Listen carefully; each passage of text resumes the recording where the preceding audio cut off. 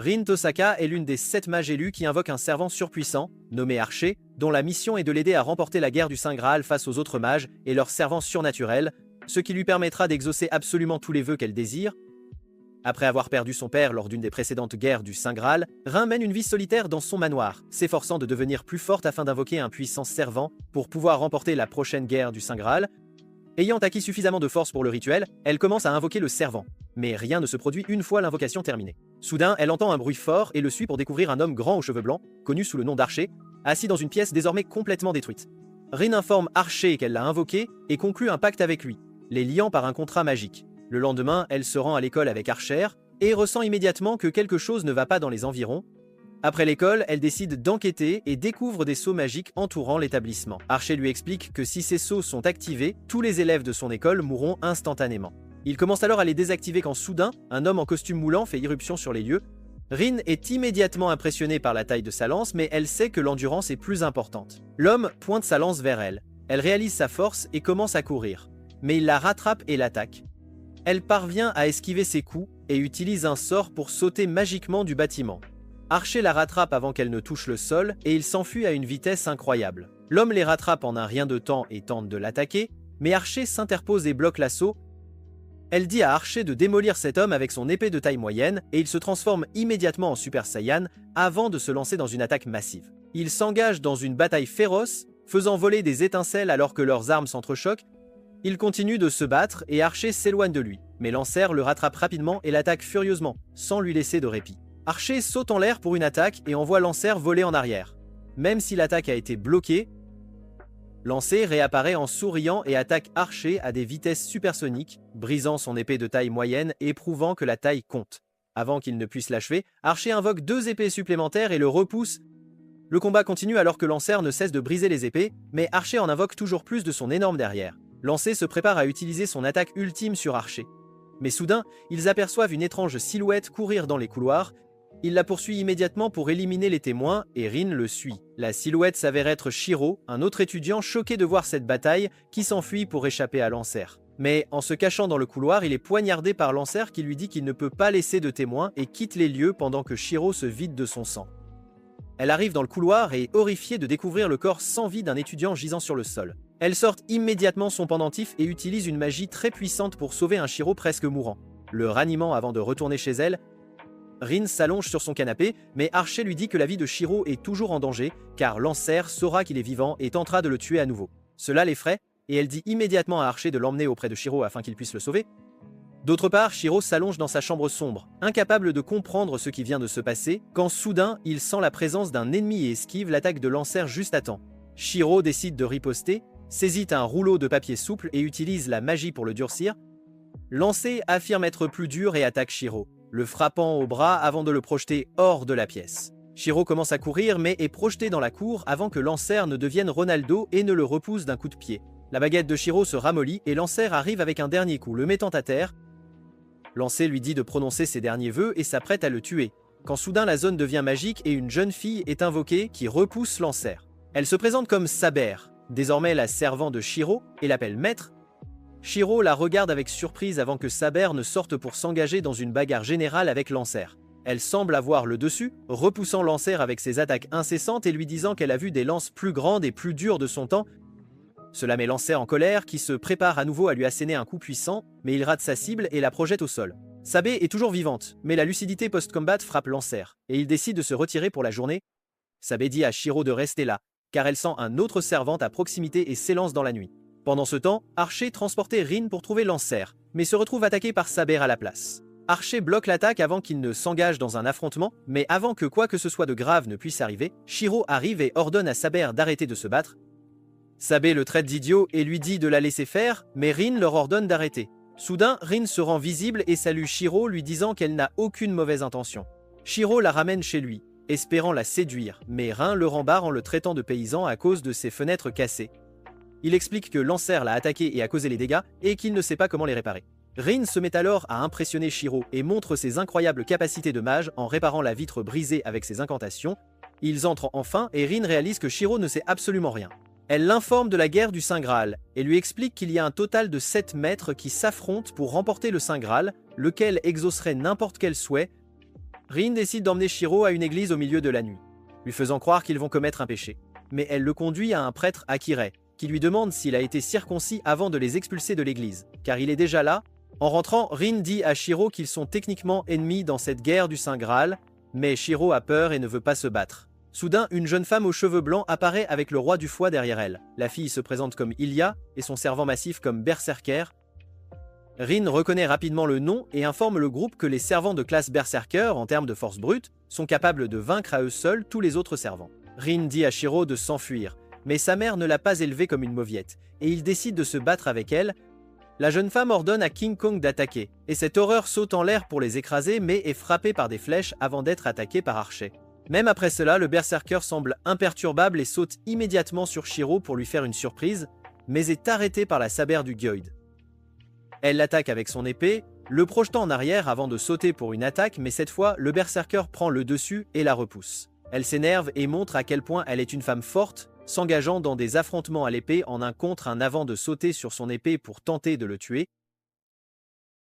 Le Berserker s'avère plus rapide que prévu et utilise sa rage stéroïdienne pour asséner un coup de pied dévastateur qui envoie Saber voler. Sabé et Archer semblent tous deux impressionnés par son agilité, et Rin ordonne à Archer d'abattre ce mastodonte.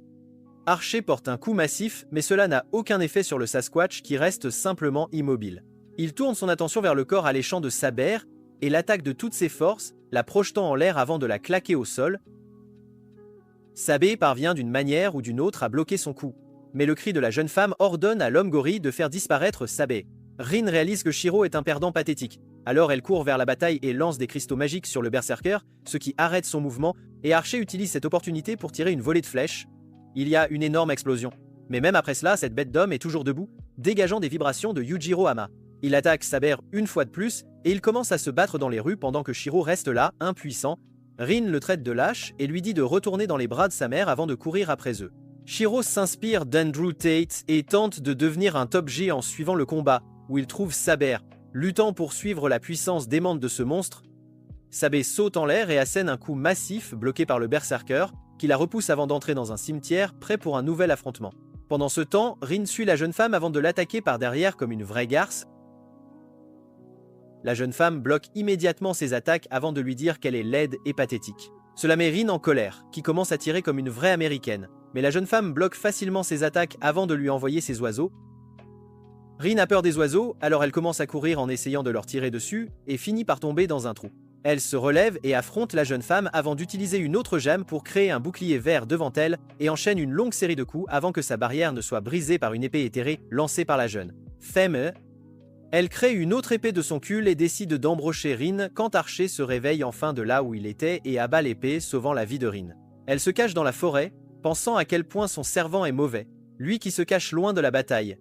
Quand elle aperçoit Shiro courir vers elle, il lui dit qu'il observe n'importe quel homme et qu'il est maintenant un top G certifié.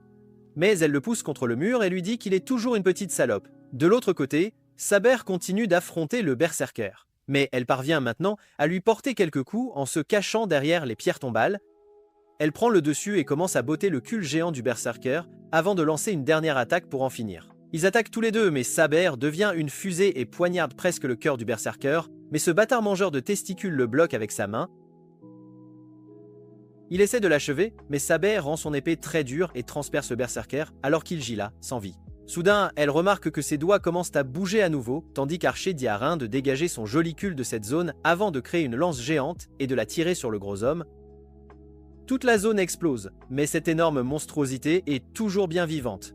La Loli décide qu'elle en a assez pour la journée et retourne faire sa sieste aux côtés de son gorille de compagnie. Sabé prend la main de Shiro et lui demande s'il va bien, et parce qu'il était un insultant qui n'avait jamais touché une femme auparavant, il commence à vomir du sang et tombe inconscient.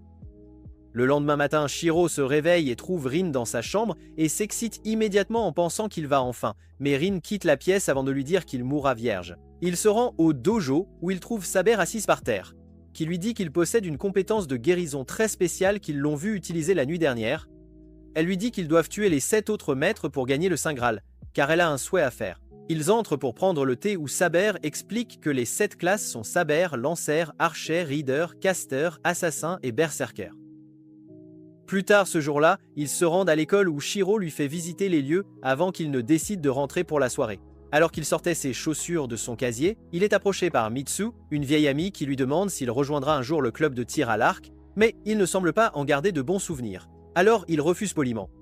Il rentre chez lui avec sa cadette Sakura et Fuji, la fille du propriétaire, qui vit parfois avec lui. Elles sont effrayées par Saber qui les suit, alors elle demande qui elle est, et Shiro finit par mentir en disant qu'elle est une connaissance de son père qui restera avec lui pendant un certain temps. Les filles se jettent immédiatement sur lui, lui demandant s'il se fait tirer, mais il refuse.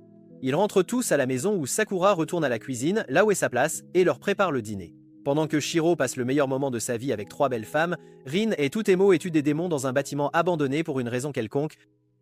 Elle finit par être attaquée par un démon étrange. Mais notre fille lui botte le cul d'une seule attaque, le réduisant en poudre et le sniffant, avant de passer à autre chose. Archer et Rin entrant tous deux dans une pièce où ils trouvent un groupe de pauvres employés de bureau assommés sur leur bureau. Et après avoir appelé l'ambulance, ils montent sur le toit, où Archer l'informe qu'il sent que c'est l'œuvre du casteur. Il lui demande pourquoi elle ne tue pas Shiro puisqu'il est un maître, mais elle lui dit qu'elle s'occupera de lui plus tard car il n'est pas une menace. Shiro se réveille le lendemain et se prépare pour l'école quand Saber recommence à le suivre, mais il lui dit de rester où elle est car il est assez sûr qu'il sera en sécurité à l'école. Saber essaie de discuter mais finit par reculer et accepte les souhaits de son maître. Il se rend à l'école et dans le couloir, il finit par rencontrer Rin qui semble être dans sa période du mois car elle lui lance un regard noir sans raison, puis s'éloigne avec colère. Pendant la pause déjeuner, il traîne son cul solitaire à la salle de repos où un autre nerf vierge se plaint de ne pas avoir assez dormi. Soudain, un professeur entre dans la pièce et appelle le nerf dehors pour lui donner des instructions. Le nerf dit à Shiro que Mitsu, son ami du club de tir à l'arc, a disparu depuis hier et qu'elle a été vue pour la dernière fois en train de parler au frère de Sakura, Shinji. Shiro retourne à sa classe mais découvre que Shinji est absent aujourd'hui. Alors après le cours, il va rencontrer Sakura et lui demande si elle sait quelque chose sur Shinji ou Mitsu, mais elle ne sait rien. Une annonce est faite pour dire aux élèves de rentrer chez eux dès la fin des cours, mais Shiro est un top J et défie toutes les règles et rentre dans l'école. En marchant dans les couloirs, il finit par croiser Rin qui semble être perpétuellement en colère sans raison. Elle le traite d'idiot et lui demande ce qu'il fait à l'école, surtout sans Saber. Il lui dit de piéger ses maîtres, de ne pas se battre quand il y a d'autres personnes, mais elle lui répond simplement qu'il n'y a personne autour en ce moment. Shiro reçoit des signaux contradictoires et commence à penser qu'elle va enfin devenir un homme, mais Rin remonte simplement ses manches pour révéler un code barre sur son bras, comme si elle était le Terminator. Elle lui dit qu'il a fait une énorme erreur en venant ici seul, car son faible cul ne peut pas se défendre contre un moustique, encore moins contre la girl boss. Elle charge son attaque et le nuke tube, ce qu'il esquive d'une manière ou d'une autre avant de s'enfuir pendant que Rin essaie de le quickscope, le touchant au bras. Elle tire à nouveau mais le rate tandis qu'il descend les escaliers en se moquant de sa visée. Rin saute de la rampe et lui tire dessus à nouveau alors qu'il tombe au sol avant de courir dans une salle de classe et de s'y barricader. Rin active ses wall hacks et commence à wallbang le pauvre gars pendant qu'il utilise un bureau renforcé par sa magie pour bloquer l'attaque. Les tirs cessent et cela lui donne un SSPT d'avoir étudié dans une école américaine alors qu'il saisit une baguette et la durcit quand soudain Rin lance un cristal qui le force à sortir et ne la gagnera pas. Rin lui dit que sa baguette est trop molle et petite pour elle, et lui dit de poser son arme avant de le projeter au loin, mais Shiro est fier de sa taille et reste là, défiant, quand ils entendent un cri fort et tous deux courent en bas. Après être sortis du bâtiment, ils trouvent une fille inconsciente et respirant à peine, allongée sur le sol. Rin réalise immédiatement qu'un servant lui a aspiré son mana et qu'elle est maintenant à court d'énergie. Elle sort un cristal pour lui sauver la vie quand soudain Shiro sent quelque chose et pousse Rin hors du chemin, recevant une balle dans le bras. Il reste là, saignant, et lui dit de sauver la fille pendant qu'il s'enfonce dans la forêt avec sa fidèle baguette. Après être entré dans la forêt, il finit par être attaqué par un servant qui saute en l'air et l'attaque à nouveau, mais il esquive. Elle se prépare avec son couteau et l'attaque, mais il bloque son attaque et son coup de pied avant de la repousser. Elle le pend à un arbre et marche vers lui avec colère. Il essaie de la frapper avec sa baguette, mais elle lui tord le bras et lui enfonce la baguette dans le cul. Avant qu'elle ne puisse le tuer, Rin arrive et recommence à tirer, la forçant à s'éloigner et libérant Shiro qui tombe au sol. Le servant disparaît tandis que Rin court vers Shiro et sort son mouchoir pour lui bander le bras, tout en lui disant que la fille est en sécurité. Après avoir été soigné, Shiro se lève et pointe à nouveau sa baguette vers Rin, prêt à continuer leur combat, mais les sautes d'humeur de Rin sont folles aujourd'hui, et elle lui dit qu'elle ne veut plus se battre et lui dit de venir chez elle. Il pense enfin qu'il va se faire tirer, mais Rin le soigne simplement et lui dit qu'elle est prête pour la trêve. Shiro est toujours en colère à cause de ses commentaires, alors elle s'excuse d'avoir dit que sa baguette était petite et convient qu'elle est de taille moyenne, ce qui rend Shiro heureux, et il se serre la main. Elle lui dit qu'ils devraient travailler ensemble et se débarrasser des autres joueurs avant de se battre entre eux. Mais Shiro lui dit qu'il ne connaît que la magie de fortification, car son père est parti chercher du lait après cela et ne lui a rien appris d'autre. Rin décide quand même de travailler avec lui afin de pouvoir gagner le Saint Graal. Plus tard cette nuit-là, il rentre chez lui et réalise qu'il est suivi par Archer qui se révèle et affirme que Rin l'a envoyé pour le surveiller. Shiro est vexé par cela et le défie en duel, mais Archer n'aime pas intimider les perdants pathétiques et refuse de se battre. Shiro demande ce qu'il veut du Saint Graal, mais Archer affirme qu'il n'a aucun intérêt pour le Saint Graal, pas plus que les autres servants, à part Sabir, qui veut probablement de jolies boucles d'oreilles. Il explique que les servants n'ont pas vraiment le choix dans cette affaire, et qu'ils sont fondamentalement forcés de mener les batailles de leur maître, et une fois la guerre terminée, ils disparaissent tous dans le néant. Shiro lui dit qu'il n'aime pas son Kulemo, alors Archer disparaît dans le néant, le laissant seul. Shiro retourne chez lui où son harem l'attend. Fuji l'informe que Mitsu a été retrouvée il y a quelque temps, et qu'elle était de retour chez elle car elle avait perdu un peu de sa mémoire. Cela lui fait se souvenir du servant qu'il a combattu, mais il secoue la tête et se rend au dojo pour rencontrer Saber. Il lui raconte toute sa journée et lui dit qu'il y a un autre maître à l'école en dehors de lui, et Rin, alors ils ont décidé de faire équipe pour vaincre ce maître inconnu. Sabe ne s'en soucie pas et se lève avec une épée en bois pour lui enseigner quelques compétences de combat, et il accepte. Le lendemain, il va à l'école et trouve Shinji se moquant de Mitsu et la traitant de bimbo, ce qui met Shiro en colère, et il lui dit de fermer son cul avant qu'il ne lui fourre quelque chose là. Dedans, Shinji continue de dire des conneries, alors Shiro le saisit par les épaules mais la cloche sonne, et ils retournent à leur place 6. Plus tard ce jour-là, ils retrouvent Rin, et ils vont à la bibliothèque pour trouver les sources du champ magique autour de l'école. Et Shiro montre sa capacité à trouver des choses cachées, ce qui l'impressionne et un par un, il désactive tous les cercles magiques qui pourraient nuire aux étudiants. Après cela, Rin décide de rentrer chez elle, tandis que Shiro, n'ayant pas d'amis, erre dans l'école, mais il finit par tomber sur ce crétin de Shinji, qui lui révèle être lui aussi un maître, et c'est lui qui manipule tous ces champs magiques. Shiro l'accuse d'avoir attaqué la jeune fille la veille, mais Shinji répond que son serviteur a agi de sa propre initiative et qu'il n'y est pour rien. Il regarde Shiro et lui propose de s'allier avec lui, car ensemble ils pourraient vaincre tous les autres, mais Shiro refuse catégoriquement et s'en va. De retour chez lui, il se fait rosser par Saber pendant l'entraînement, et plus tard dans la nuit, il s'isole dans le cabanon pour tenter de pratiquer sa magie. Sa concentration est défaillante, le bois est détruit, et Saber, entendant le bruit, entre dans le cabanon pour le voir s'exercer. Il essaie ensuite de manipuler ses gemmes, les brisant accidentellement, et Saber décide de laisser ce bon à rien se débrouiller seul. Shiro finit par s'endormir dans le cabanon tandis que de très fins fils voyagent à travers le ciel nocturne et s'enroulent autour de lui. Il a d'étranges visions, et après s'être réveillé, il se retrouve à l'intérieur d'un temple abandonné, tandis qu'un serviteur apparaît devant lui. De retour à sa maison, Saber finit par sentir quelque chose d'anormal et découvre que Shiro a disparu, réalisant qu'il a été enlevé près du temple. Le serviteur se révèle être une caster et lui dit qu'il est le plus faible et le plus pathétique de tous les maîtres et qu'elle va lui prendre tout son mana. Pendant ce temps, Sabe le traquait et découvre le champ de force autour du temple avant de monter les escaliers en courant pour sauver son protégé, mais elle finit par remarquer un autre serviteur au sommet qui se révèle être un assassin. Elle lui dit de s'écarter, mais l'assassin refuse évidemment et sort une lame étonnamment longue, prêt pour le combat. De retour au temple, la caster commence à lui extraire du mana quand soudain, une volée de flèches s'abat sur elle, qu'elle esquive en reculant vivement. Archer bondit devant lui et lui dit de rester où il est, car il va se fâcher maintenant. La caster semble surprise de voir Archer et se met en colère contre lui pour son intervention, mais Archer reste calme, car il a déjà affaire à une maîtresse qui n'est rien de moins qu'une sorcière elle-même. Elle semble en colère contre l'assassin pour ne pas avoir arrêté Archer, mais il révèle que l'assassin doit être très puissant, car il est en train d'affronter Saber en ce moment même. De retour à l'escalier, Saber attaque l'assassin, mais il bloque avant de contre-attaquer et repousse Saber. Elle lance une nouvelle attaque, ce qui provoque un énorme affrontement, mais elle est repoussée une fois de plus. L'assassin loue ses compétences et affirme qu'elle serait morte si elle n'avait pas été si forte, tandis que Saber n'arrive pas à croire que ce serviteur puisse égaler ses talents à l'épée. En haut, Archer demande à la caster si son maître et celui de l'assassin travaillent ensemble, mais elle rit et affirme qu'elle n'a pas de maître et que l'assassin est son propre serviteur. Cela choque Archer, qui se met en colère contre elle pour avoir enfreint les règles, mais elle rétorque que les règles sont pour les perdants et qu'elle est assez forte pour faire ce qu'elle veut. Archer comprend qu'un maître a dû l'invoquer, mais qu'il devait être faible, et qu'elle a pu le contrôler, puis elle a invoqué son propre serviteur. La caster répond que tout est permis en amour comme à la guerre, mais Archer lui dit que même ses parents ne l'aiment pas, ce qui la met vraiment en rage.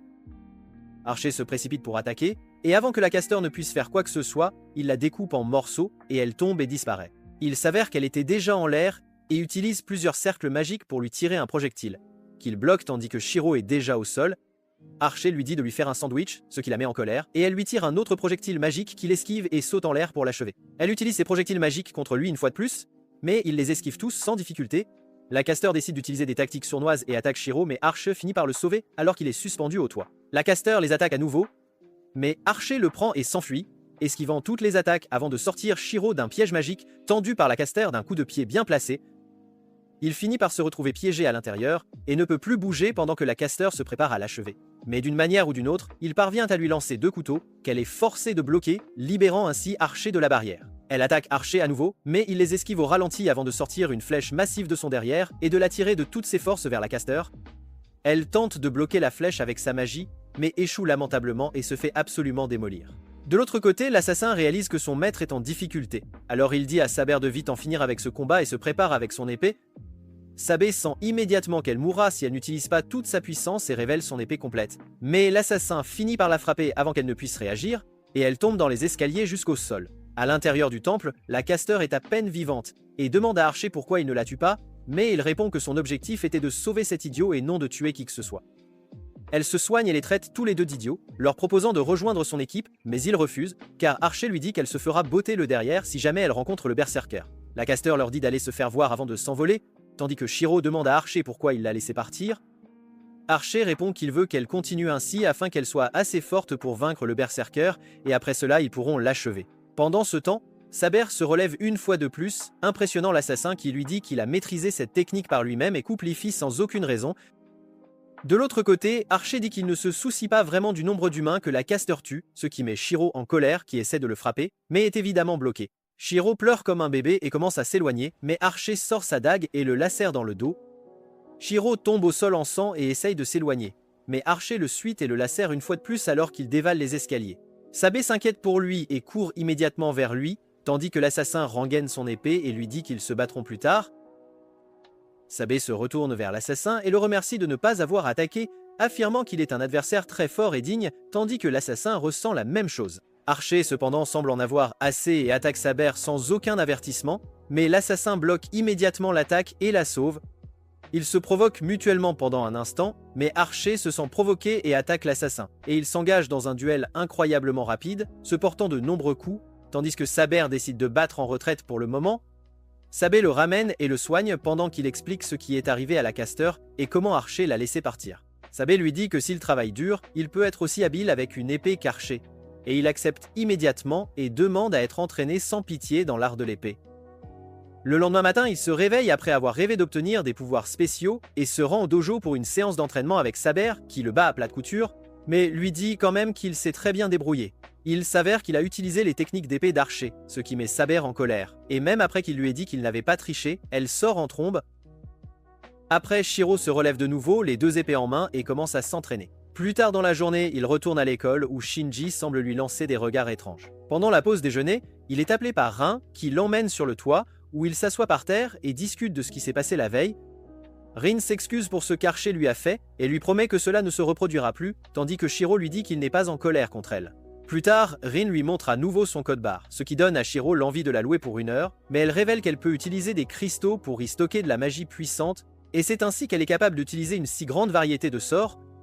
Il semble impressionné tandis qu'elle lui fait part de ses soupçons. Il y aurait un autre maître dans l'école, en dehors d'eux et de Shinji. Avant qu'ils ne puissent discuter davantage, une explosion soudaine secoue toute l'école et tout à coup, un champ de force créé par Shinji couvre toute la zone et un œil géant apparaît dans le ciel. Rin et Shiro descendent immédiatement. Shiro se sent déjà faible mais il persévère et ouvre la porte de sa salle de classe pour trouver tous les élèves inconscients sur le sol. Rin semble être en état de choc tandis qu'il entre et découvre que les élèves respirent encore. Soudain, Rin lui crie dessus alors qu'un squelette apparaît du sol, une épée à la main, mais Shiro se précipite immédiatement avec sa barre rigide et le repousse, tandis que Rin le pulvérise de magie. Une foule de squelettes commence à surgir du sol et Shiro réalise qu'il ne peut pas les combattre, alors il finit par forcer Saber à se téléporter dans l'école. Saber arrive d'une manière très élégante, et en 1 seconde, elle détruit chaque ennemi devant elle. Elle regarde immédiatement autour d'elle et leur dit qu'elle peut sentir un serviteur à leur étage, et en entendant cela, Rin essaie immédiatement de contacter Archer. Elle réalise que la communication est coupée à cause du bouclier, alors Shiro dit à Saber de s'occuper des monstres et du serviteur, tandis que lui et Rin essaieront de détruire le bouclier. Saber semble réticente mais lui fait confiance et accepte. Tous deux s'enfuient, et ils dévalent les escaliers, tuant 2 monstres avant de continuer. Shinji semble apprécier le moment aux côtés de son serviteur, le Reader. Quand soudain la porte s'ouvre et une caster entre dans la pièce et attaque le Reader. Pendant ce temps, Saber était dans le couloir à combattre des monstres quand soudain, ils ont tous disparu, et un Reader est apparu derrière elle pour l'attaquer. Sabe engage un affrontement, finit par poignarder le Rider, mais à son horreur, le Rider se transforme en la Caster du saber de Gatan et disparaît complètement. Pendant ce temps, Shiro et Rin se frayent un chemin vers le bas, mais peu importe combien il en tue, il y a toujours plus de monstres. Rin lui dit de reculer et lance une grenade sur les monstres, les détruisant tous d'un coup. Il traverse le couloir où il trouve Shinji recroquevillé dans un coin et il essaie de s'enfuir, mais Rin lui donne un coup de pied au derrière et lui dit de désactiver le bouclier. Shinji cependant semble trop effrayé et continue de marmonner quelque chose, ce qui pousse Shiro à vérifier la pièce et il découvre que son serviteur, le Reader, est mort sur le mur et se fait appeler par Thanos. Le champ de force disparaît tandis que Rin interroge Shinji comme une vraie patronne et lui demande qui a tué son serviteur. Shinji ne répond pas car il semble être super effrayé et s'enfuit plutôt comme le lâche qu'il est. Pendant ce temps, Shiro déplace les corps inertes des élèves, ce qui impressionne Rin par son attitude calme, mais il répond simplement que son nombre de victimes est très élevé, alors il ne s'en soucie plus maintenant. Les ambulanciers arrivent et commencent à s'occuper des corps tandis que nos héros décident d'utiliser la sortie de derrière, mais Saber les arrête et se place devant Shiro, tandis qu'Archer apparaît devant eux. Rin se met devant lui et le traite d'idiot aux cheveux de cactus, incapable d'arriver à temps pour la sauver. Archer répond qu'il a juste senti le problème et est venu ici immédiatement. Mais Rin leur dit à tous de sortir et de parler. Il se dirige près de la forêt où Rin le met au courant de tout ce qui s'est passé et révèle que la Caster a fini par tuer Reader. Archer finit par se moquer de Rider pour être mort comme une vraie lâche, mais Saber se met en colère contre lui et lui dit de se taire avant qu'elle ne lui enfonce son épée dans le derrière. Il répond qu'il n'est pas intéressé par cela avant que Rin n'intervienne et leur dise à tous les deux de reculer. Elle expose le plan pour découvrir quel élève est le maître de Caster sans les effrayer, mais dit à Shiro de rentrer chez lui pour le moment. Il dit qu'ils ont encore le temps d'enquêter, mais elle lui chuchote qu'Archer se comporte étrangement avant de partir avec lui. Cette nuit-là, Saber lui fait bien comprendre qu'elle ne lui fait pas confiance pour se protéger et lui dit qu'elle dormira dans la même pièce que lui, ce qui rend Shiro heureux d'être près d'une fille, mais Saber sait à quel point il est insultant et crée un mur entre eux pendant qu'ils dorment. Pendant la nuit, Shinji le perdant finit par se rendre à l'église pour retirer son nom de la guerre du Saint Graal, car maintenant que son serviteur est mort, il n'y a plus personne pour le protéger. Kirei le traite de faible, mais il se justifie en disant que Rider était extrêmement faible et que ce n'était pas un combat équitable. Kirei en a marre de cet homme-enfant et lui dit qu'il y a un serviteur supplémentaire qu'il peut avoir s'il le souhaite, lui donnant un peu d'espoir. Le lendemain, Shiro retourne à l'école et avant qu'il ne puisse entrer dans sa classe, Rin l'attrape par le bras et l'emmène dans une ruelle sombre où il se fait des illusions, mais Rin le déçoit une fois de plus et dit qu'elle soupçonne Issei, le nerf avec qui il déjeune, d'être le maître de Caster. Il lui dit que ce n'est pas possible, mais elle lui répond qu'il habite près du sanctuaire où Caster a établi sa base et lui ordonne d'enquêter, et il finit par accepter de le faire malgré tout. Pendant le déjeuner, Shiro entre dans la salle de pause et déverrouille la porte où le nerf était assis seul. Il marche vers Issei et lui dit de se déshabiller immédiatement. Issei prend peur et lui dit de reculer et qu'il n'a pas son consentement, mais Shiro répond que le consentement n'est qu'un mythe avant de lui retirer tous ses vêtements. Shiro semble soulagé et satisfait en regardant le corps d'Issei, car il n'a trouvé aucun tatouage indiquant qu'il est un maître. Issei se rhabille tandis que Shiro lui demande s'il a vu quelque chose d'étrange dans le sanctuaire récemment, mais il refuse et s'en va. Une fois l'école terminée, Shiro essaie de trouver Rin pour lui annoncer la nouvelle, mais les gens lui disent qu'elle est déjà partie. Il la suit dehors et la trouve près d'un poteau électrique, similaire à celui sur lequel elle danse habituellement. Elle emmène immédiatement Shiro dans une ruelle une fois de plus et le pousse contre le mur avant de lui dire qu'elle observe cette blonde qui parlait à Sakura il y a un moment. Après cela, Shiro lui dit qu'Issei n'est pas un maître, car il a personnellement vérifié chaque partie de son corps, et Rin le croit avant de lui dire qu'il devrait en savoir plus à ce sujet demain. Après cette conversation, il rentre chez lui et dîne avec tout le monde avant de se coucher pour la nuit. Le lendemain matin, Rin se réveille d'un mauvais rêve et boit son thé, tandis qu'Archer lui dit qu'ils devraient rompre leur alliance avec ce faible de Shiro et s'allier à la Caster, mais elle refuse d'en entendre parler et lui dit qu'elle ne se rangera jamais du côté d'un tel monstre, et qu'elle fait confiance à Shiro de sa vie, car elle sait qu'il la trahira. Archer semble en colère contre elle et lui dit de dégager avant de disparaître dans l'air. Shiro se dirige également vers l'école et remarque le nerd qui parle au professeur nommé Kuzuki. Alors par curiosité, il pose des questions à ce sujet. Issei répond que Kuzuki vit avec lui au sanctuaire depuis 3 ans, ils sont donc très proches. Soudain, la porte s'ouvre et Rin entre dans la pièce, effrayant Issei, qui a encore un SSPT de la dernière fois qu'il a été piégé avec Shiro. Rin l'interroge sur Kuzuki, et il répond simplement qu'il n'a rien vu d'inhabituel, et qu'il est même heureux pour Kuzuki, car il a trouvé une fan qui vit avec lui pour le moment. Après cette conversation, Rin emmène Shiro sur le toit et affirme que le maître de Caster est Kuzuki à coup sûr. Mais Shiro semble toujours réticent et dit que cela pourrait être une mauvaise information. Rin affirme qu'il devrait l'attaquer ce soir pendant qu'il a sa garde baissée. Shiro n'aime pas le plan, mais Rin lui dit qu'ils peuvent simplement le tester en lui tirant un petit projectile magique. et s'il se défend, il est définitivement un maître. Plus tard dans la soirée, Shiro rentre chez lui et en discute avec Saber qui est d'accord avec le plan de Rin, alors il décide de la rencontrer la nuit. Une fois la nuit tombée, Shiro accompagne Saber et retrouve Rin qui les attendait, et révèle qu'Archer fait une crise de colère et refuse de les rejoindre. Ils se mettent en position en attendant l'arrivée de Kuzuki, et comme ils s'y attendaient, il arrive par la route tenant un parapluie. Ils prennent tous leur position et Rin le vise avant de lui tirer un petit projectile magique, et à leur surprise, Kuzuki reste là sans une égratignure tandis que la Caster apparaît devant lui et commence à se préparer pour une bataille. Elle dit à Rin de se montrer car ils sont déjà au courant de leur présence, et Rin dit à Shiro de se préparer mais il ignore le plan et sort avec sa barre. Il ignore la Caster et demande directement à Kuzuki s'il est sous le contrôle de la Caster.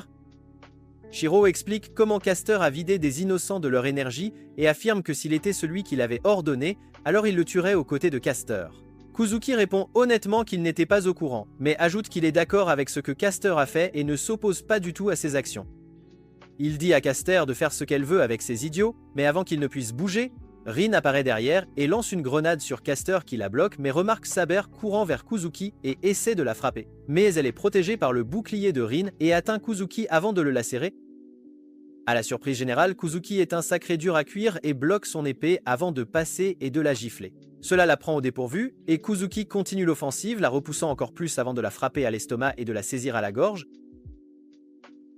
Elle essaie de se libérer en le lacérant mais il esquive et la projette au sol avant de la jeter au loin. Cela choque totalement Shiro qui n'arrive pas à croire qu'un maître normal puisse faire cela à quelqu'un comme Saber alors qu'elle gît là.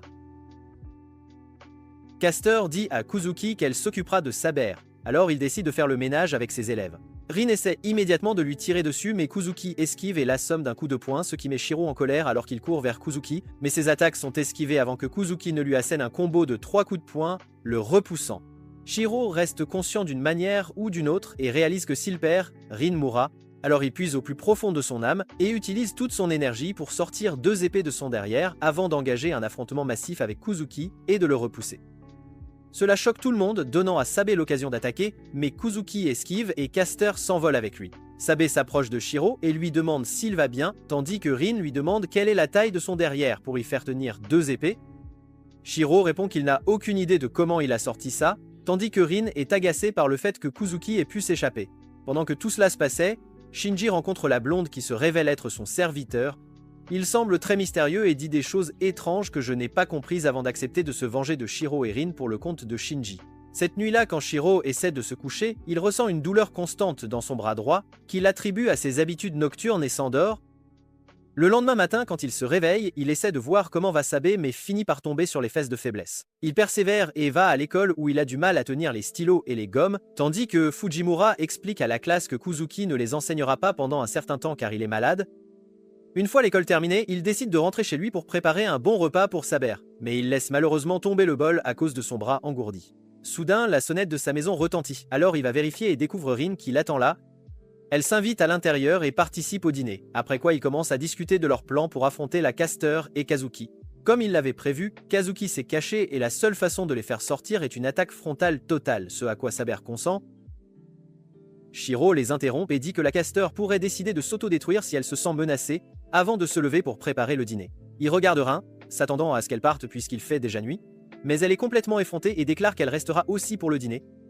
Il se dirige vers la cuisine, tel un homme au foyer accompli, et commence à préparer le dîner, tandis que Fuji entre et commence à l'agacer avant de remarquer Rin assise à table. Elle panique et demande à Shiro s'il la fréquente, mais il refuse catégoriquement et immédiatement.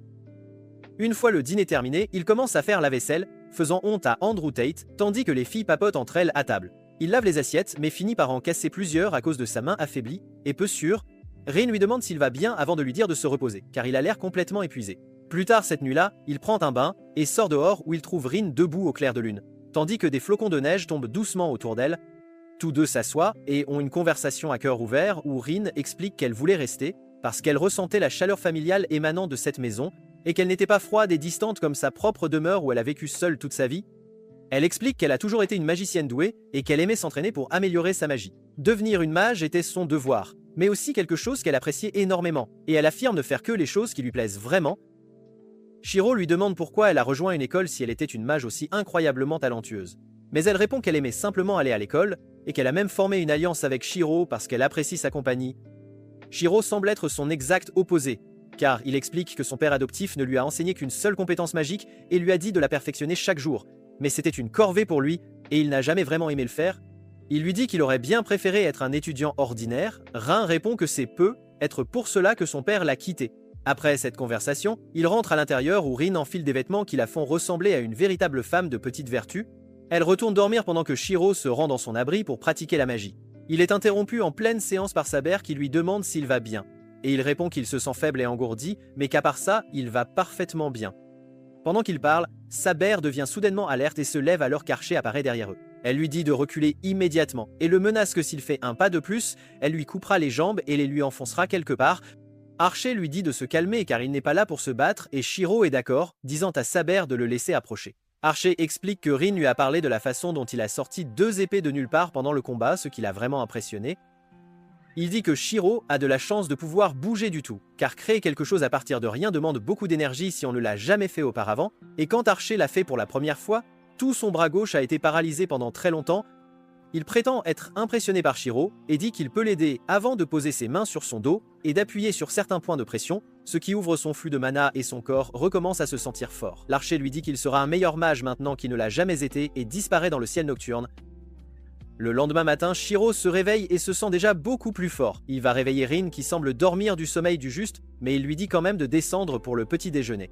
Pendant le petit déjeuner, Rin révèle qu'elle n'a pas pu dormir correctement à cause d'un idiot qui faisait beaucoup de bruit étrange et désagréable pendant la nuit. Shiro change rapidement de sujet et demande à Rin ses projets pour la journée et elle répond immédiatement qu'ils vont avoir un rendez-vous galant. Shiro semble être pris au dépourvu par cette offre directe, mais finit par accepter. Il se prépare pour le rendez-vous et se rend dans la ville voisine où il visite différents cafés, font du shopping dans des magasins un peu bizarres et joue à des jeux dans une salle d'arcade avant de décider de rentrer pour la journée. Soudain, il commence à pleuvoir, alors il monte rapidement dans un bus assez étrangement vide alors qu'il démarre. Alors qu'ils parlent du plaisir qu'ils ont eu, Saber sent soudainement que quelque chose ne va pas et Shiro pense la même chose en regardant frénétiquement dehors, seulement pour remarquer qu'il n'y a pas de chauffeur dans le bus. Le bus Can manque de peu de les écraser mais il n'est pas aussi fort que le camion Can et échoue. Nos héros émergent des décombres et se regroupent tandis que Rin tente de contacter Archer mais échoue. Soudain, l'eau autour d'eux commence à se transformer en zombies aquatiques et l'un d'eux attrape Saber par le pied, mais elle le coupe immédiatement avant de réaliser qu'ils sont complètement encerclés. Rin commence à leur lancer sa magie, mais réalise que cela ne sert à rien car ils se régénèrent simplement. Sigurd les découpe en 20 tandis qu'elle demande à Rin si elle a un plan. Soudain, on entend une voix riante et Batman lui-même apparaît dans le ciel. Il s'avère que c'est Caster qui fait semblant, mais elle agit comme une véritable méchante et leur dit de se rendre car elle possède un mana illimité et des soldats illimités. Elle révèle qu'elle aspire le mana de chaque personne de cette ville en ce moment même, et qu'ils n'ont aucune chance de se battre contre elle. Ils refusent de se rendre, alors elle présente soudainement le corps inconscient de Fuji suspendu dans les airs et enroule ses fils autour de son cou. Rin demande ce qu'elle veut, mais la Caster dit qu'elle ne se soucie pas d'elle et ne demande que Shiro, car elle a été vraiment impressionnée par ses prouesses magiques lorsqu'il a créé les 2 épées. Elle prétend être contre la violence et dit qu'elle veut qu'il rejoigne son équipe afin qu'ils puissent tous partager le Graal sans plus de bains de sang. Sabé l'interrompt et dit que le Graal ne peut être invoqué que lorsque tous les autres servants sont morts. Mais la Caster leur dit qu'elle a trouvé un moyen de contourner cela. Elle affirme que s'ils combinent leurs capacités magiques, elle peut invoquer le Saint Graal ici et maintenant. Shiro prend la parole et rejette son offre avant de lui dire d'essayer ses arnaques ailleurs, ce qui la met en rage, et elle crée immédiatement un tas de cercles magiques prêts à les détruire. Sabé se prépare au combat, mais Shiro lui dit de reculer pendant qu'il avance seul, marchant à travers les vagues de zombies aquatiques tandis que la Caster sort joyeusement sa dague. Elle dit à Shiro que la seule façon de laisser partir Fuji est qu'il lui donne son bras, et il accepte. Il lui présente son bras tandis que les autres lui crient de reculer. Caster, cependant, se révèle être une véritable garce et attaque Shiro, mais elle est bloquée par Saber, qui la repousse et engage le combat. Shiro a peur pour la vie de Fuji et finit accidentellement par ordonner à Saber de s'arrêter, ce qui la force à obéir, et Caster en profite pour la poignarder au cœur et finit par voler le tatouage de la main de Shiro, faisant d'elle la maîtresse de Saber. Elle jette Fuji vers Shiro qui est juste heureux de la retrouver vivante tandis que Caster dit à Saber de tuer Rin. Saber refuse d'abord, mais est ensuite forcée d'obéir alors qu'elle se précipite vers Rin avec son épée, mais finit par poignarder Shiro qui saute entre elles au dernier moment. Saber les regarde et leur dit de s'enfuir, et avec ses dernières forces, utilise son attaque pour créer un écran de fumée. Caster est impressionné par sa résilience mais piège nos héros, mais soudain, un tas de flèches tombe du ciel et la poursuivent avant de la faire exploser. Le véritable archer Top Geo arrive et détruit les zombies de manière spectaculaire avant de briser la barrière de Caster et de leur dire de s'échapper. Shiro jette un dernier regard à Saber avant de s'échapper par le trou tandis que Caster prend Saber et disparaît. Rin emmène Shiro et Fuji chez elle où elle réalise qu'ils saignent trop et le soigne avant de les mettre au lit. Elle se rafraîchit ensuite avant de demander à Archer quels sont leurs plans à partir de maintenant. Archer lui demande si leur alliance avec Shiro est terminée, mais Rin refuse disant qu'à moins que Shiro ne dise qu'il veut y mettre fin, ils ne peuvent pas y mettre fin. Archer répond qu'il n'y a qu'un seul chemin devant eux, et c'est de vaincre Caster à tout prix, et Rin accepte avant de se préparer à partir. Pendant ce temps, Shiro finit par se réveiller, et malgré sa douleur et sa souffrance, il traverse la pièce et renverse la boîte de cristaux de rein, trouvant un pendentif spécial, ce qui lui ramène soudainement ses souvenirs. Alors qu'il réalise qu'il a été sauvé par Rin cette nuit-là quand il a été poignardé. De l'autre côté de la ville, Caster semble très satisfait de ses progrès et dit à l'assassin de garder la porte et de s'assurer que personne ne s'approche de Kazuki. Il finit par l'appeler avec les mauvais pronoms, ce qui la déclenche, et elle utilise son sort pour lui faire un trou dans la poitrine. Il se relève une fois de plus et s'excuse de son erreur, et Caster lui dit de simplement garder la porte pendant qu'elle va faire quelques courses. Elle finit par entrer dans la Sainte Église, où le prêtre lui dit de sortir car les servants ne sont pas autorisés à entrer dans ce lieu, ce qui semble assez discriminatoire. Caster lui dit que les règles ont changé et lui montre le tatouage de maître avant d'invoquer Saber devant elle. Elle lui dit qu'elle veut le Graal tout de suite, mais le prêtre lui répond qu'il ne peut apparaître que lorsqu'un seul servant reste. Elle crie au scandale et l'attaque avec ses sbires, mais le prêtre est plutôt cool et les bat avant de courir dehors tout en tuant d'autres. Il devient soudainement Wolverine, mais est entouré de trop d'ennemis tandis que Lancer l'observe depuis un arbre. Shiro finit par se frayer un chemin à travers la ville, tombant constamment à cause de sa faiblesse, mais finit par apercevoir Rin au sommet d'un bâtiment. Il grimpe et se dirige vers elle avant de s'effondrer au sol et de demander quel est leur plan. Rin le regarde avec des yeux insensibles et lui dit qu'il n'est plus impliqué dans ses plans car il a perdu Saber, ce qui signifie qu'il n'est plus un maître. Elle lui suggère de retirer son nom de la guerre avant de sauter de la terrasse pour se diriger vers le sanctuaire, tandis qu'Archer la rattrape en plein vol. Elle se retourne et lui dit de ne pas la suivre sinon il mourra de ses mains, tandis que tous les autres maîtres se préparent pour le combat imminent qui décidera du vainqueur de la guerre du Saint Graal. Caster retourne à l'intérieur de l'église où elle a pris Saber en otage et l'a attaché dans une robe de mariée blanche pour l'insulter. Kazuki finit par arriver à l'église, ce qui surprend Caster car il semble en colère contre elle pour avoir agi de son propre chef avant de l'informer. Il demande si elle a obtenu le Graal ou non, mais Caster répond qu'elle le cherche toujours. Le lendemain matin, Shiro se prépare une fois de plus avec une épée sur le dos et se ferait un chemin à travers la ville pour trouver l'église où ils vont se battre. Pendant ce temps, Rin se réveille également de son sommeil à l'intérieur de la forêt, et Archer lui dit qu'ils n'ont pas besoin d'attaquer si elle est fatiguée, mais elle refuse, et ils commencent lentement à se diriger vers l'église. Ils atteignent la cour de l'église en soirée et découvrent que le prêtre a été tué par une Caster pour le Graal, ce qui attriste un peu Rin, mais elle ordonne à Archer de s'occuper de Kazuki, tandis qu'elle-même aura une bataille en tête-à-tête avec la Caster. Archer est réticent car Caster est la mage la plus forte en vie, mais Rin lui dit de lui faire confiance et il finit par accepter. Ils finissent par entrer dans l'église et affrontent Kazuki et Caster, tandis que Saber est attaché derrière eux. Rin nargue la Caster et dit que Kazuki est fort, mais qu'il ne fait toujours pas le poids face à l'archer en combat, tandis qu'elle défie la Caster en duel. La Caster lui rit au nez et devient Batman alors qu'elle s'envole et crée des cercles magiques. Rin se prépare au combat et lance un tas de cristaux rouges sur la Caster qui essaie de les faire exploser, mais Rin parvient à lancer une grenade flash pendant la confusion, puis tire sur Caster avec ses balles magiques tandis que Kazuki se précipite pour l'attaquer. Soudain, Archer apparaît entre eux à la vitesse de la lumière, mais à la surprise générale, il gifle Rin et la projette dans un coin, et quand elle essaie de tirer sur Kazuki, il utilise simplement son épée pour bloquer l'attaque. Rin est plus que choqué et reste au sol, tandis qu'Archer lui dit que son plan pour vaincre une Caster est bien trop stupide, et qu'il n'aurait jamais pu tuer une mage aussi forte que Caster. Il se retourne également et remarque Shiro qui se cache, mais l'ignore et se dirige vers Caster, lui disant de faire un pacte avec lui et de devenir sa maîtresse. Cela trouble même Caster un instant, qui sort sa dague, mais Archer la rassure en disant qu'il n'a pas l'intention de la trahir et ne les rejoint que parce qu'ils sont plus forts. Caster finit par le croire et le pique à la poitrine, ce qui rompt le pacte entre lui et Rin, qui perd également son statut de maîtresse. Après cela, Kazuki s'avance pour achever Rin, mais Shiro saute du balcon avec son épée et esquive l'attaque de Kazuki avant de le frapper, mais Kazuki attrape et brise simplement l'épée avant de le repousser d'un coup de poing. Kazuki s'apprête à porter le coup final, mais Shiro invoque immédiatement deux épées de nulle part, ce qui force Kazuki à reculer. Immédiatement après, Shiro tombe au sol d'épuisement tandis que la Caster invoque encore plus de zombies autour d'eux. Elle ordonne aux zombies de les tuer, mais Archer l'arrête et dit qu'il a une condition pour unir leurs forces, qui est de laisser ces deux-là repartir vivants aujourd'hui. Caster le regarde mais finit par accepter, ne se sentant pas menacé par deux mages normaux s'en servant. En entendant cela, Rin est frustré mais décide de ramasser Shiro et quitte l'église. Après être sorti de l'église, il commence à marcher sans but sur la route quand Shiro lui dit de ne pas s'inquiéter car ils récupéreront Archer et Saber, ce qui finit par la faire pleurer.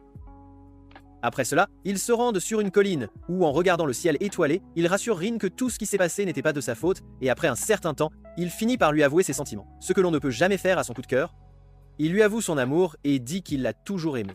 Et après avoir entendu cela, Rin le jette simplement au sol, mais finit par l'aimer en retour. Peu de temps après, ils rentrent chez eux et prennent un copieux dîner, après quoi Rin se remet à planifier et sort une carte avant de dire à Shiro qu'elle a l'intention d'unir ses forces avec un autre maître.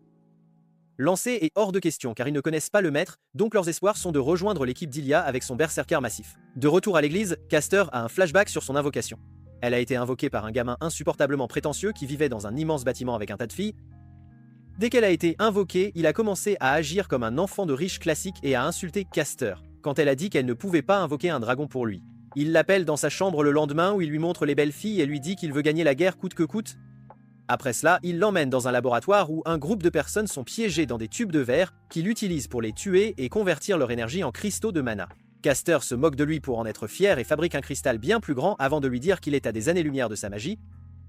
Tel un véritable mâle alpha, il ne peut pas laisser une fille être meilleure que lui, alors il la frappe. Après cela, il va à l'église et dit au prêtre que la Caster est une fille inutile qui ne peut même pas faire un sandwich et lui donne un abonnement Netflix pour changer son servante en lancer.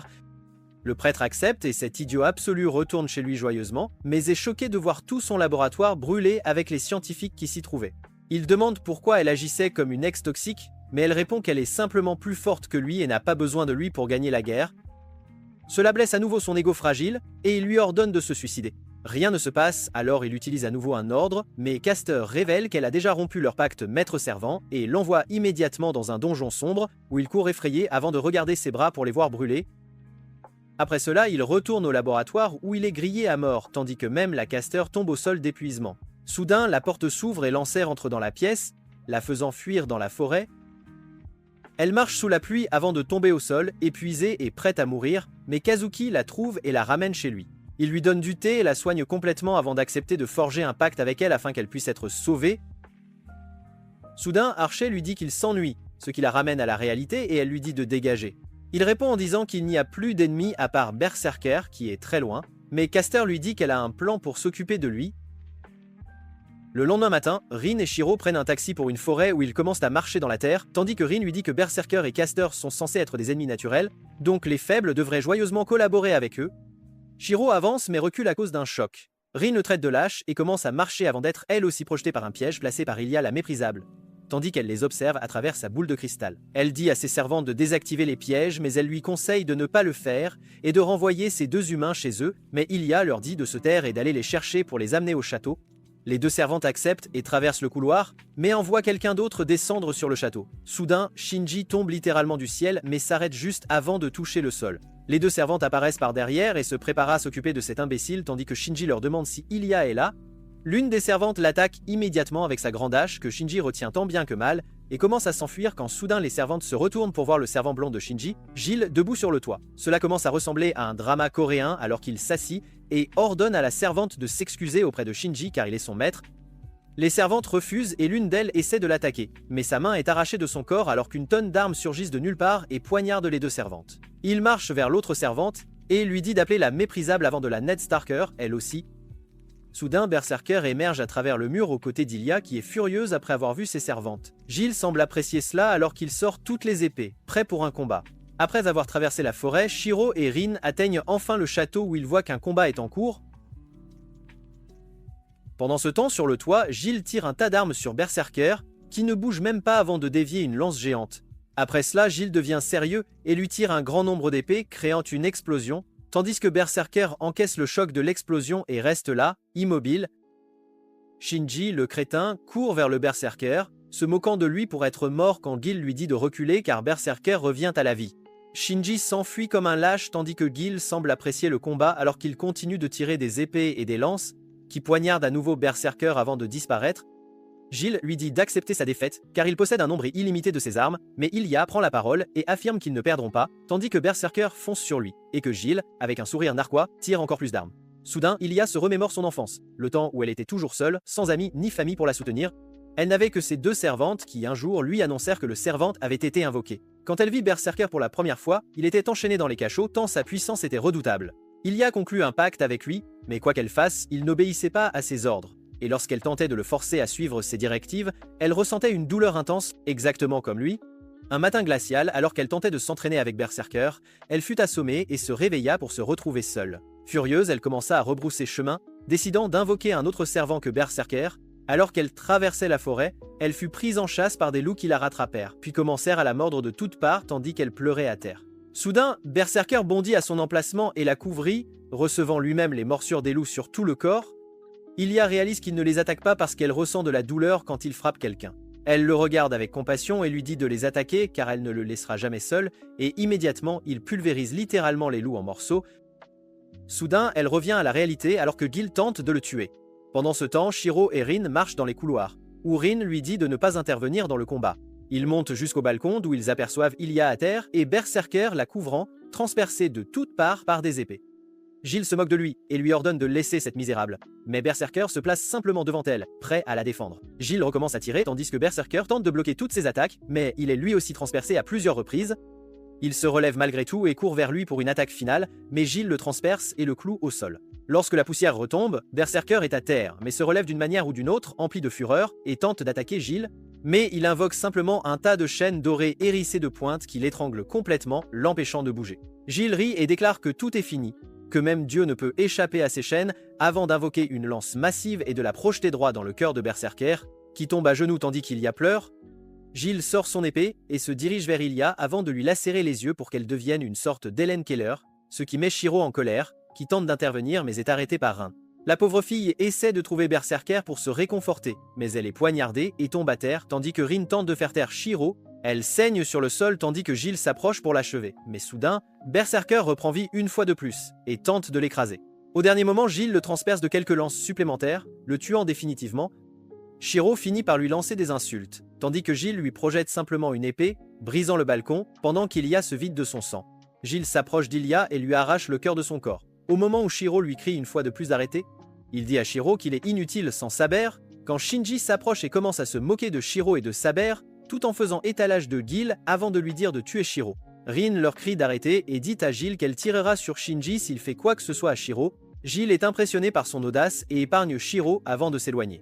Shinji tente pathétiquement de convaincre Rin de changer de camp, mais elle le rejette, ce qui blesse son ego. Et il dit à Gil de les tuer, mais Gil refuse et s'en va.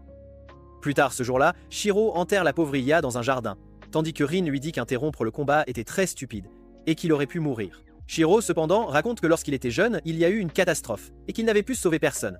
Depuis ce jour, il a juré de ne jamais se détourner de quelqu'un qui a besoin d'aide.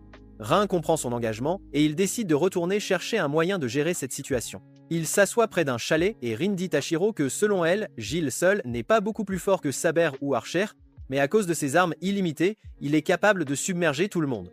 Shiro dit à l'évidence qu'ils ont d'abord besoin d'un servant avant même de pouvoir penser à le combattre, quand soudain une voix les interrompt, et ils lèvent les yeux pour voir Lancer assis sur le toit, leur souriant. Ils passent tous deux immédiatement à l'action et commencent à se dire de s'enfuir. Lancer trouve cette dispute amusante et descend avant de leur dire de se calmer, car il n'a aucune intention de se battre. Il les informe qu'il est là pour créer une alliance avec eux, sur ordre de son maître.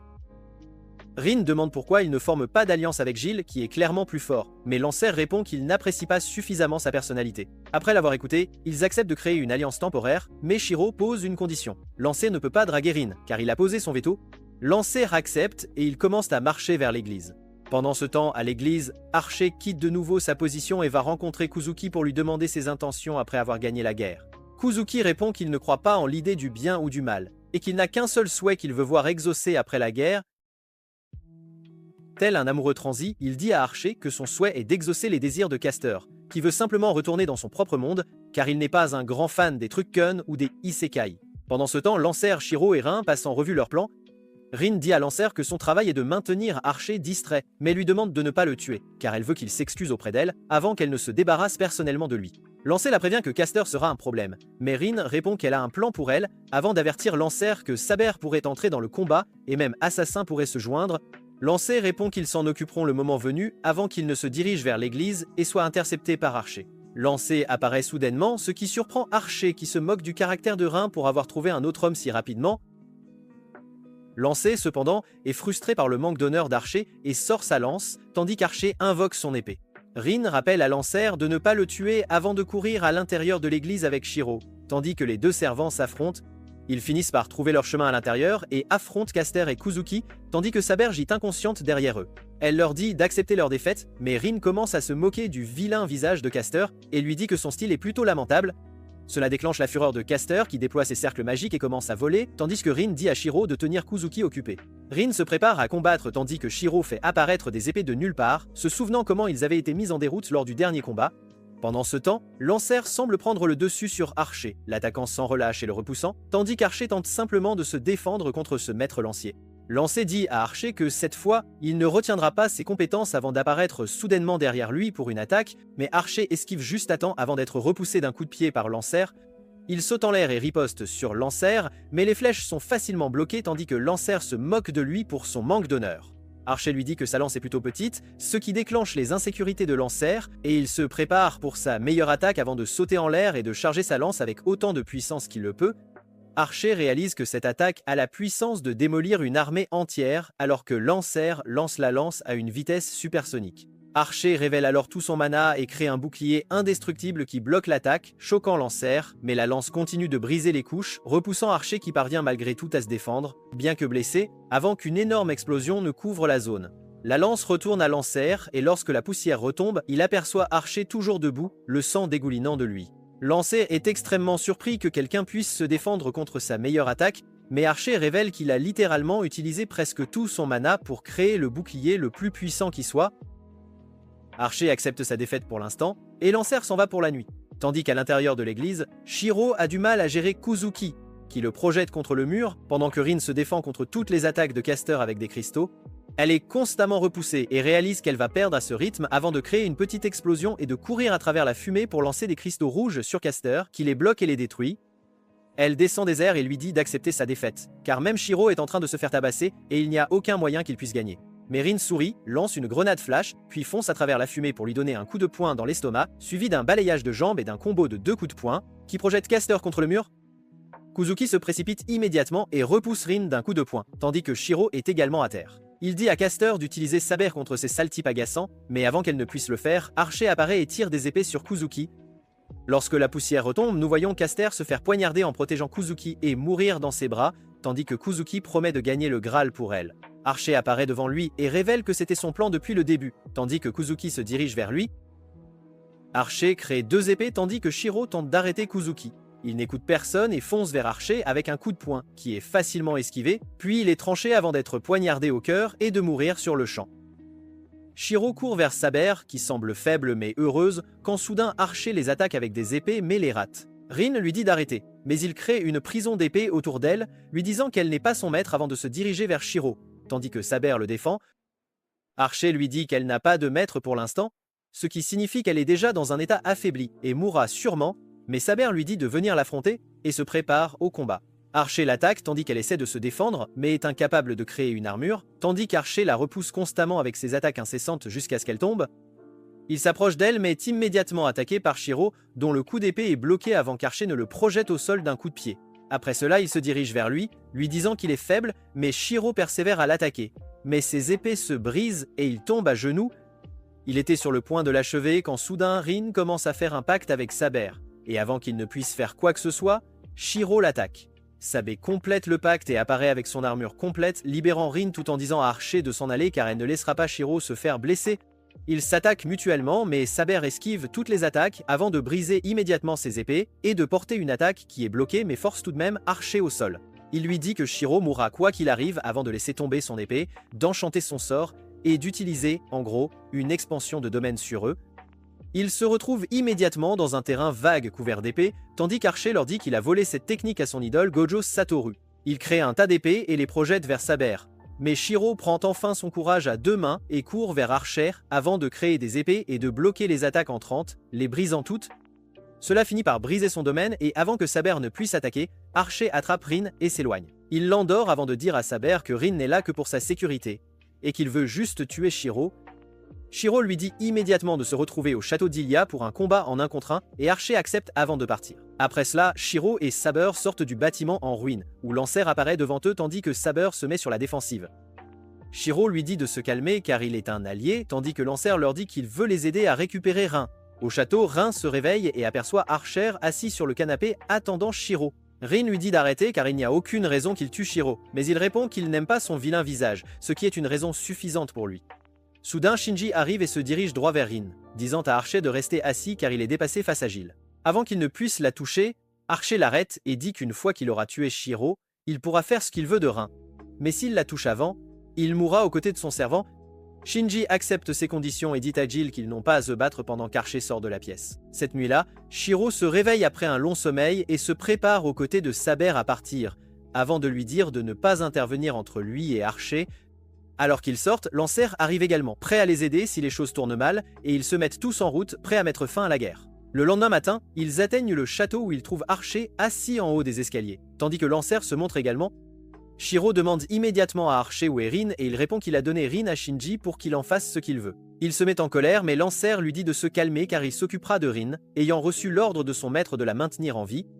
Il dit aussi qu'une fois qu'ils auront fini, ils pourront achever leur bataille et disparaître. Il demande à Saber si elle viendra sauver Rin, mais elle refuse, disant qu'elle a besoin de voir ce combat et demande à Archer pourquoi il est si déterminé à tuer Shiro. Il répond que Shiro lui rappelle lui-même et qu'il déteste cela de toute son existence. Pendant ce temps, Shinji tente des abus domestiques sur Rin tout en se moquant de son impuissance et en se sentant plus puissant que les surveillants de classe. Shin commence à lui dire qu'il préfère les cuisses de poulet aux poitrines car elles sont moins sèches et plus faciles à cuisiner, quand Lancer le projette contre le mur en apparaissant soudainement à ses côtés. Rin est choquée de revoir Lancer tandis qu'il lui dit de garder ses forces car il va la libérer et qu'elle pourra ensuite mettre fin au combat entre Shinji et Archer. Soudain, il sent quelqu'un derrière lui, et à la surprise absolue de Rin, Kirei, un prêtre, apparaît des escaliers, les regardant d'un air suffisant. Pendant ce temps, Saber et Archer ont une discussion animée sur les regrets et les souhaits. Shiro finit par demander à Saber pourquoi elle veut le Graal, et elle répond que lorsqu'elle était une fille normale, elle a fini par extraire l'épée Excalibur, ce qui lui a donné une force immense, et elle est devenue la reine de Britannia. Mais cela a entraîné la mort d'innombrables soldats qui ont combattu pour et contre elle dans sa conquête. Son souhait est de s'empêcher de jamais retirer cette épée. Archer répond qu'il veut obtenir Excalibur car il ne veut plus être un esprit héroïque. Pendant des milliers d'années, il a été appelé par un groupe de personnes pour défendre l'humanité contre de grandes menaces, et il a commencé à tuer tant de gens qu'il est devenu totalement insensible à ce massacre absolu. Il a été appelé encore et encore au point où il a cessé de se soucier du monde, et l'idée de créer un monde où personne ne se battait a commencé à paraître stupide. Il s'approche ensuite et jette son épée aux pieds de Shiro, lui disant de se donner la mort s'il ne veut pas une mort douloureuse des mains d'Archer. De l'autre côté, Lancer demande à Kirei pourquoi il se révèle maintenant, car il ne voulait pas que quiconque sache qu'il était en vie, mais il répond que sa tromperie est terminée. Rin le regarde, trahi, tandis que Lancer lui demande s'il lui a menti en disant vouloir sauver Rin, et Kirei se contente de sourire. Il révèle qu'il a tout orchestré depuis plus de 10 ans, depuis qu'il était l'élève du père de Rin. Rin prend un air horrifié, alors qu'il révèle que c'est lui qui a tué son père après la dernière guerre du Saint Graal et lui a ensuite menti à ce sujet. Rin devient désespéré et s'assied simplement tandis que le prêtre dit à Lancer de tuer Rin et de lui donner son cœur. Lancer refuse de faire du mal à Rin et regarde le prêtre avant de lui dire qu'il devra le forcer en utilisant un ordre s'il veut blesser Rin. Le prêtre sourit et retrousse ses manches pour révéler le tatouage du maître, puis utilise son sort de commandement, mais à la surprise générale, il finit par ordonner à Lancer de se suicider. Sans un mot de plus, Lancer prend sa lance et se la plante dans la poitrine avant de tomber au sol dans une mare de sang et de mourir. De l'autre côté, Shiro ramasse l'épée, mais dit à Archer qu'il devra faire le sale boulot lui-même avant qu'ils ne commencent tous deux à marcher l'un vers l'autre et à créer leurs épées. Archer dit à Shiro qu'il ne peut pas le suivre, mais Shiro s'en moque et court vers Archer pour un affrontement. De retour dans les cachots, un prêtre marche vers Rin et lui dit qu'il va la tuer et prendre son cœur, mais avant qu'il ne puisse faire quoi que ce soit, Lancer, l'ultime Gigashen, se lève et le poignarde au cœur avant de le projeter contre le mur, ce qui le tue immédiatement. Lancer tombe alors au sol également tandis que Shinji rit et donne des coups de pied au corps sans vie de Kirei, avant de s'approcher de Rin à nouveau et de lui dire de faire alliance avec lui. Elle refuse une fois de plus, ce qui le pousse à l'abuser physiquement au sol avant d'essayer de l'étrangler, mais Lancer se relève une fois de plus et le projette contre le mur. Shinji se relève une fois de plus et commence à appeler Gilles pour qu'il tue Lancer. Mais personne ne vient tandis que Lancer marche vers Shinji et utilise sa lance pour le piquer juste un peu, ce qui l'effraie, et il s'enfuit. Pendant ce temps, Shiro mène le combat de sa vie, mais il ne peut pas suivre Archer. Il s'affronte à nouveau avec Archer, mais après un long combat, Archer parvient à briser son épée et à le repousser. Shiro crée immédiatement plus d'épées, mais Archer lui dit que ses épées ne peuvent pas être aussi bonnes que les siennes et se briseront toujours lorsqu'ils se battront. Shiro s'en moque et l'attaque à nouveau, seulement pour être repoussé d'un coup de pied avant qu'Archer ne passe à l'offensive une fois de plus. Shiro le bloque d'une manière ou d'une autre alors qu'Archer donne un nouveau coup de pied, mais il tient bon et riposte, repoussant Archer. Archer fonce de nouveau sur lui, et leurs épées s'entrechoquent mais il brise les épées de Shiro, le projetant au sol. Cette fois, Archer se prépare à donner le tout pour le tout, alors qu'une énergie bleue apparaît autour de lui, et il utilise une fois de plus l'expansion de domaine pour les emmener dans un terrain vague désert. De l'autre côté, Lancer parle à Rin de son désir de la séduire, mais Rin lui dit qu'elle n'est pas majeure et après avoir entendu cela, Lancer allume simplement un feu pour effacer les preuves tandis qu'elle s'éloigne. De retour dans le domaine d'Archer, Shiro est à terre, mais il crée de nouveau des épées et fonce sur Archer qui le bloque facilement avant de le repousser. Shiro attaque à nouveau, mais Archer esquive l'attaque puis tient son épée avant de le prendre dans une clé de bras. Les épées de Shiro se brisent, et Archer lui transperce la jambe avec sa propre épée, le repoussant avant d'essayer de l'attaquer. Mais Shiro se défend. Archer continue de pousser, et finit par poignarder Shiro à travers le ventre avant de le repousser alors qu'il tombe au sol, saignant abondamment de ses blessures. À la surprise d'Archer, Shiro se relève à nouveau et ses blessures guérissent comme par magie. Archer lui lance ses épées pour l'achever, mais Shiro les bloque avant de dire à Archer qu'il va mourir maintenant. Shiro fonce sur lui, et ils commencent à s'affronter une fois de plus, et cette fois même Archer sait qu'ils sont plus équilibrés, alors il le repousse d'un coup de pied. Shiro se relève une fois de plus tandis qu'Archer décide de tout donner et crée des épées en l'air avant de les tirer sur Shiro, qui les dévie toutes avant de tomber au sol. Archer crée et tire d'autres épées sur lui, mais Shiro les bloque toutes en courant vers lui. Et il réussit même à bloquer et dévier les épées plus grandes, choquant Archer avant qu'ils ne se rencontrent, prêts à se poignarder mutuellement. Il retourne au château où Archer finit par être poignardé par Shiro et accepte sa défaite, tandis que Shiro s'effondre au sol. Rin arrive à ce moment-là et demande si tout le monde va bien, et alors que tout semble se dérouler correctement, Archer est poignardé par une multitude d'épées venant de derrière. Gracieuseté de Gilles. Il se moque d'eux pour leur pathétisme avant de créer une multitude d'épées et de les tirer sur Archer et Shiro, mais Archer finit par pousser Shiro hors du chemin et poignarder à mort sur le champ. Sabé se prépare à un affrontement, mais Gilles leur explique qu'il était présent lors de la dernière guerre du Saint Graal et qu'il a vu ce que contient le Graal. Maintenant, il souhaite utiliser ce Graal pour éradiquer l'humanité et régner sur Terre en tant que son roi.